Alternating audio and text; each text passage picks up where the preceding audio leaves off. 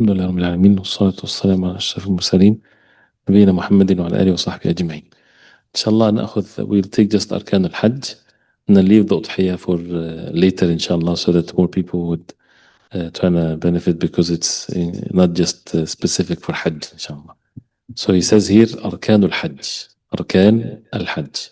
After talking about the صفة of al-Hajj and the Umrah, the description of the Hajj and the Umrah, he mentions here أركان الحج.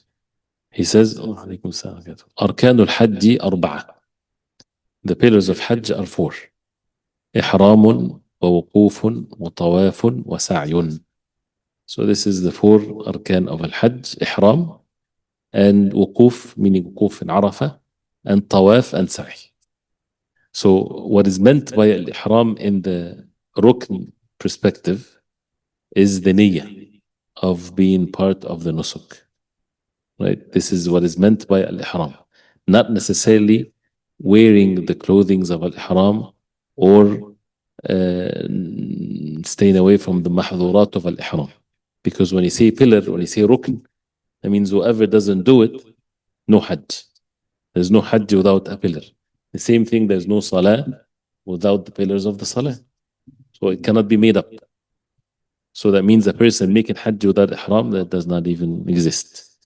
So even if a person was not able to wear the ihram clothing and he made hajj with garments like this, but his intentions is that he's in state of al-ihram, but he's not able to wear something like this, then he would do them, the expiation, but he still did the ihram, which is the pillar. So this is what is meant by al-ihram as a pillar, as a rukn. So if someone came to the miqat and passed the miqat without the niyyah of al-ihram, that's completely different than someone passing the miqat without wearing the clothing of al-ihram.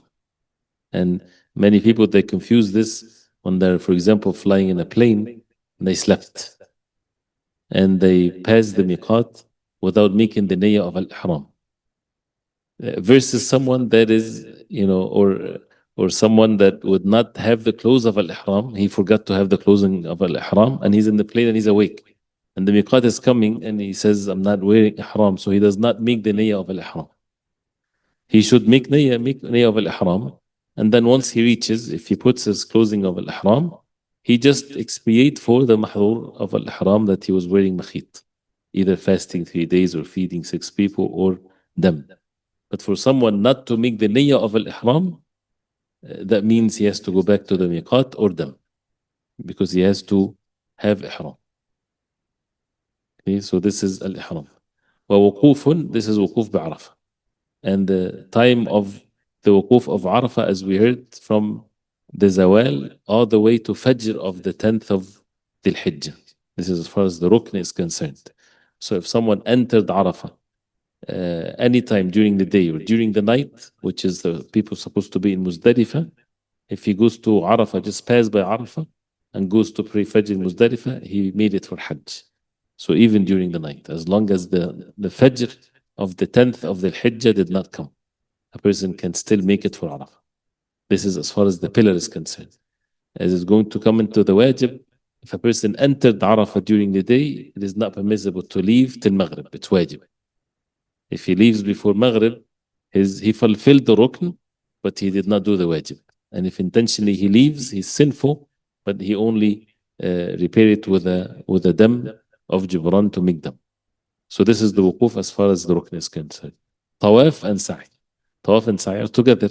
The tawaf of al-Hajj and the sa'i of the Hajj for all of them, mutamatta and qarin and mufrid. This is a pillar that has to be done. So these are the 4 pillars of al-Hajj. وواجباته 7. The wajibat of al-Hajj 7. The pillars, if it's not done, any of it is not done, there's no Hajj. For the wajibat, which is 7 wajibat, 7 obligations, it's whoever misses it intentionally, he's sinful, athim, and he has to fix it with a dam. And if he misses it because of an excuse or forgetfully, he's not sinful, but he has to also fix it with a dam. So these 7 wajibat, إحرام مار على ميقات منه. This is now the subject of al-ihram. إحرام مار على ميقات منه. the ihram of someone passes by mar, al-murur is to pass by something. So the ihram of someone passing by the miqat from the miqat, that's wajib. If he passes the miqat, that means he missed the wajib. So he has two choices, either to go back to the miqat again. In this case, there's no harm on him. But if he decides to continue because he's not able to go back to the miqat, then he missed the wajib. He would make ihram then later, but he missed the wajib, and the fidya of it is to have them. So ihramu mar على ميقات منه ووقوف إلى الليل إن وقف نهارا, and to stand in Arafah till the layl, till the night, which is Maghrib time, if he stood in Arafah during the day. So this is how specific the wajib is. So to stay till Maghrib if he entered Arafah during the day. If he leaves before Maghrib, he missed this wajib. He has to make them. And you see here someone would say, but if someone did not even enter Arafah during the day, and he came to Arafah after sunset, there's no dam on him? Yes, there's no dam on him. Because he did not enter Arafah during the day. He entered after Maghrib, and then after that he went to Muzdalifah. Of course, he missed the time of the dua and the virtue of it, but he made it for Hajj. But the wajib here as that's why the words are very specific. وَوُقُوفٌ إِلَى اللَّيْلِ إِنْ وَقَفَ النَّهَارِ. The wajib is to stay till Maghrib if he was there, if he stood in Arafah during the day. So as the understanding of it, if he did not stand during the day, there's no wajib for him to stay till the night. ووقوف إلى الليل إن وقف نهارا ومبيت بمزدلفة إلى بعد نصفه إن وافاها قبله. ومبيت بمزدلفة, to spend the night in Muzdalifah till after half of the night. That means most of the night that he would spend in Muzdalifah. إن وافاها قبله. إن وافاها, الوفاء is to fulfill something. If he reaches Muzdalifah before the night, before the middle of the night, before the middle of the night, that means this is what is basically talking about what is mujzi, what is sufficient for al-mabit or spend the night in Muzdalifah. So the ideal is that he reaches Muzdalifah right at the time of Isha, he prays Maghrib and Isha, and then he stays till the middle of the night. This is sufficient for him. If he wants to leave, that means he made it for the mabit.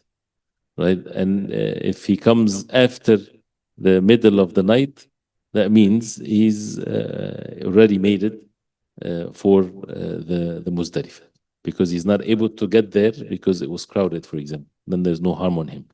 ومبيت بمزدلفة إلى بعد نصفه إن وفاها قبله. If he reaches Muzdalifah before the middle of the night, then he has to stay there till after the middle of the night. So this is the wajib. Of course, the Prophet ﷺ, he gave the rukhsa, the permission for the women and the elders and those who are with them to leave after the middle of the night. So that's why يعني, as far as those who would say the mabit here is, since the Prophet ﷺ allowed them, that means it's not wajib. But it's wajib for those who entered before in the beginning of the night, then they have to stay till the middle of the night. He says, وَبِمِنًا لَيَالِيهَا. It's wajib to spend the night in Mina, the nights of Mina. So this is وَبِمِنًا لَيَالِيهَا, to have mabit in Mina. This is the fourth wajib that has to be fulfilled. And the mabit, again, that means most of the night to spend it in Mina. وَالرَّمْيُ مُرَتَّبًا. The fifth wajib is al-ramyu murattaban, to throw the jamra in order. So the 10th is only one jamra, jamratul aqaba. In the 11th and the 12th, and if he stays with the 13th, the sughra starts with the sughra, then the wusta, then the middle one, then the kubra or the aqaba. And the sughra is the furthest away from Mecca, and the wusta in front of it, and the aqaba is the closest one to Mecca. So it has to be done murattaban. So in the 11th of the Hijjah, if someone starts with Al-Aqaba first and then he goes the opposite direction, it doesn't count. If he does this, what counts only is a sughra. Right? If someone goes the other way around, which of course it's impossible to be done now.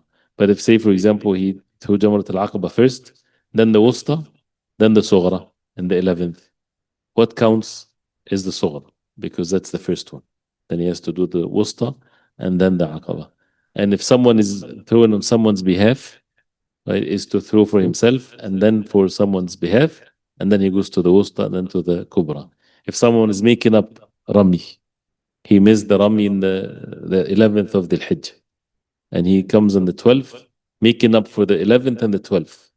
He makes them the 11th and then the 12th, and then he goes to the wusta 11th and 12th, and then he doesn't have to go all the way and then come back again for the next one. With each one is sufficient. So this is والرمي مرتبا, to make the rami مرتبا or in order. Number 6, وحلق أو تقصير. From the واجبات الحج is to shave or to shorten the head. This is wajib. That means if a person doesn't do it, he has to give them.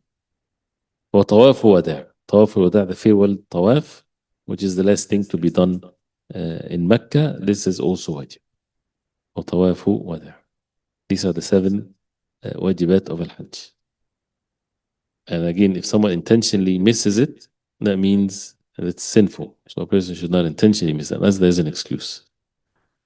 وأركان العمرة, he says, وأركان العمرة 3. The pillars of Umrah are 3. إحرام وطواف وسعي. Ihram as the Ihram of al-Hajj, and Tawaf, the Tawaf of the Umrah, and the Sa'i of the Umrah. These are the pillars of al-Umrah. It cannot be done unless a person does it. And the halq, or the shaving or the shortening the hair after the Umrah, or after done with the Tawaf and Sa'i, this is wajib. It's not rukn, it's not a pillar. So he says وواجبها 2. The wajibat of the Umrah, 2 things. Al-Ihram min al-Hil, not from the miqat, from the Hil, as we said. So he has to go to the Hil, like what they call it Masjid Aisha now. Al-Ihram min al-Hil, wal-Halqu aw al-Taqsir, and the second wajib is the shaving or shortening the hair. Then he says, now with regards to the whoever misses, ومن فاته الوقوف, ومن فاته الوقوف فاته الحج. Whoever missed al-Wuquf بعرفة, فاته الحج, he missed the Hajj. He cannot make up for anything, no dam, nothing whatsoever. Then what a person should do if he misses Arafah? Misses Arafah, that means the Fajr of the day of Al-Nahr came and he did not enter Arafah. In that case, وتحلل بعمرة. He's in the Ihram of Al-Hajj. This case, he would not just break his Ihram, he would make tahallul by making Umrah. By making Umrah, then he makes tahallul. وتحلل بعمرة. This is from the matters of Al-Fawat. So in that case, he make tahallul with Umrah, and then وهدي, and he would have the hadi, of course, إن لم يكن اشترط, unless he made a condition, فإن حبسني حابس فمحلي حيث حبستني. So if he made shart in the beginning, then there's nothing on him. He make tahallul and there's nothing on him. If he did not make the shart, then he make tahallul with Umrah and hadi. So this is whoever missed the wuquf بعرفة. Then he says ومن منع البيت. من منع البيت, whoever was withheld away from coming to Mecca. هدى ثم حل.